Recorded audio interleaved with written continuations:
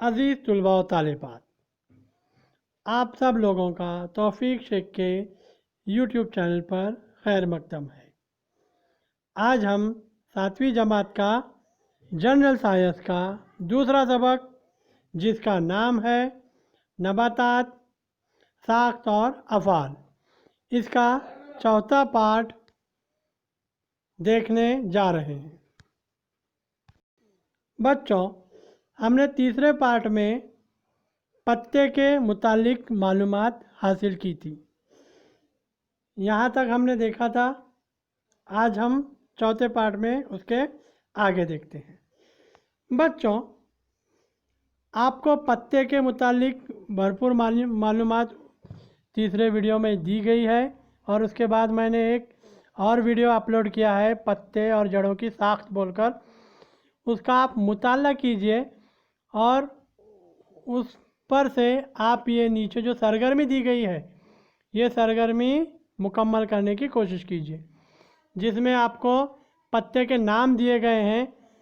ये पत्ते लीजिए, या आपके अतराफ में और कोई पत्ते होते हैं मिलते हैं आपको, तो इस सरगर्मी में उसको ऐड कर लीजिए और ये पूरा टेबल मुकम्मल कीजिए, तो आपको पत्तों की बहुत सारी मालूमात मिल जाएगी। चलिए बच्चों, अब हम नबातात का अगला हिस्सा, जिसका नाम है फूल, उस पर गौर करते हैं बच्चों। फूल नबातात का एक अहम और खूबसूरत हिस्सा है। अब फूल की साख्त हम देखते हैं इस पार्ट में। फूल का डंठल लंबा या छोटा हो सकता है। डंठल पर फूल के दो हिस्से होते हैं। डंठल का एक सिरा तने से जुड़ा हुआ होता है, और फूल जहाँ डंठल से जुड़ा होता है वो हिस्सा आमतौर पर फैला हुआ और मोटा होता है। यानी डंठल के एक सिरे पर तना जुड़ा होता है और दूसरे सिरे पर फूल लगा होता है बच्चों। यानी डंठल का एक सिरा तने से जुड़ा होता है और दूसरे हिस्से पर फूल का हिस्सा होता है जो फैला हुआ और मोटा होता है। इस हिस्से को मसंद गुल कहते हैं बच्चों। फूल के पंखड़ियाँ और दूसरे हिस्से मसंद गुल पर होते हैं। बच्चों, फूल के 4 हिस्से होते हैं: नरकोट, मादा कोट, प्याले गुल और ताजे गुल। ये फूल के 4 हिस्से होते हैं। चलिए पहला हिस्सा देखते हैं, प्याले गुल।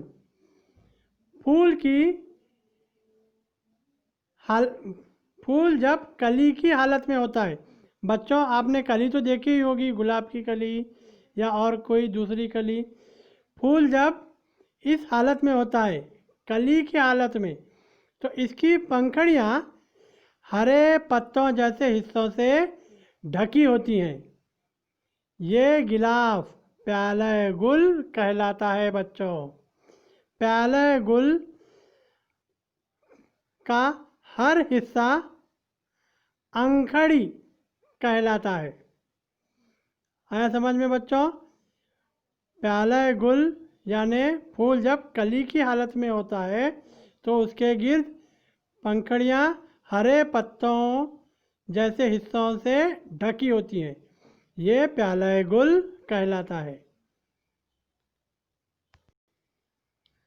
अब फूल का अगला हिस्सा ताजे गुल। ताजे गुल पंखड़ियों पिटल से बना होता है।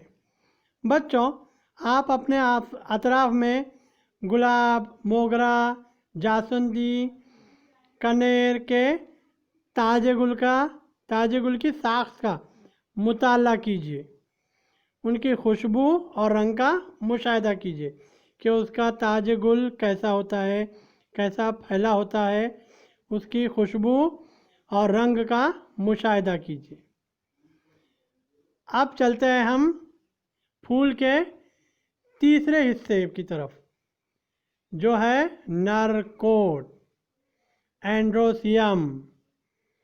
नर कोट ये फूल का नर तौलीदी हिस्सा होता है और जर रेशों से बना होता है। जर रेशे जीरेदान और रिश्तक पर मुश्तमिल होता है। नर कोट ये फूल का नर तौलीदी हिस्सा होता है बच्चों। खानापुरी में वगैरह आपको पूछा जा सकता है। नर कोट फूल का नर तौलीदी हिस्सा है और जर रेशों से बना होता है और जर रेशे जीरेदान और रिश्तक पर मुश्तमिल होता है। ये हुआ फूल का तीसरा हिस्सा। अब फूल का चौथा हिस्सा वो है मादा कोट, गायनोसियम। मादा कोट ये फूल का मादा तौलीदी हिस्सा है। ये मादगे पर मुश्तमिल होता है। इसमें कलगी, नाए गुल और बैज़ेदान पाए जाते हैं। मादा कोट ये फूल का मादा तौलीदी हिस्सा है। ये मादगे पर मुश्तमिल होता है और इसमें कलगी, नाए गुल और बैज़ेदान पाए जाते हैं।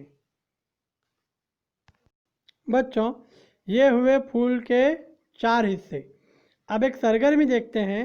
अगर आपके पास जास्वंदी का फूल दस्तयाब है तो एक ब्लेड लेकर इसे एहतियात से फूल की कलगी स्टिग्मा से डंठल तक तूली तौर पर तराशिए, एहतियात से काटिए और फूल के दोनों हिस्सों पर आपको यकसानियत नज़र आएगी बच्चों। ये आप मुशाहिदा कर सकते हैं। चलिए आगे बढ़ते हैं। अब एक इम्पॉर्टेंट प्रोसेस के बारे में देख रहे हैं, एक इम्पॉर्टेंट अमल के बारे में देख रहे हैं बच्चों। जब फूल में जीरेदान मुकम्मल तौर पर नशोनुमा पाते हैं तो जीरेदान मुकम्मल तौर पर नशोनुमा पाने के बाद जीरेदान फट जाता है और इसके ज़ीरे कलगी पर गिरता है। इसका ज़ीरा कलगी पर गिरता है और इस अमल को अमले ज़ेरगी कहते हैं बच्चों, पॉलिनेशन कहते हैं। बैज़े नशोनुमा पाकर बीजों में तब्दील होते हैं और बैज़ेदान फल में तब्दील हो जाता है।